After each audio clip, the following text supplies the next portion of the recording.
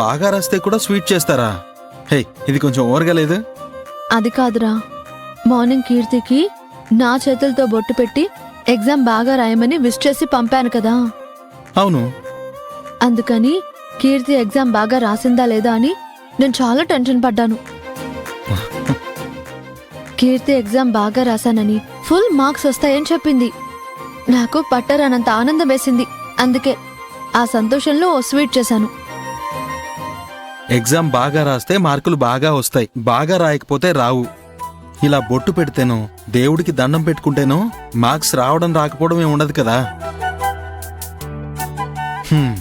అయినా చదువుకునే రోజుల్లో ఇదే ఫిలాసఫీని చాలా మందికి చెప్పావు. అరే, నువ్వే అసలు ఈరోజు ఇలా మాట్లాడడం నాకు చాలా ఆశ్చర్యంగా ఉంది పవ్వి. నాకు కూడా నిన్ను చూస్తే ఆశ్చర్యంగా ఉంది అది.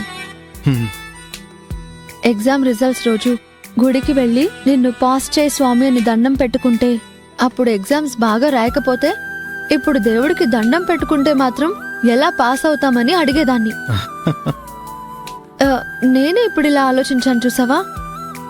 ఫిలాసఫీ వేరు, ప్రాక్టికల్ గా కలిగే భయం వేరని నాకిప్పుడు అర్థమవుతుంది.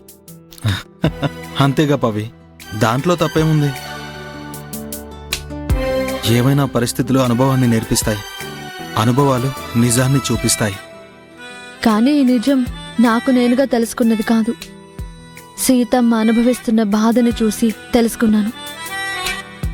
నాకే ఇలా ఉంటే ఇన్నేళ్లుగా సీతమ్మ ఇలాంటివి ఎన్ని ఫేస్ చేసిందో ఏమో కదా. అది నిజం చెప్పాలంటే ఇంతకుముందు సీతమ్మ ఫేస్ చేసిన ప్రాబ్లం నాకు అర్థమయ్యేది కాదు.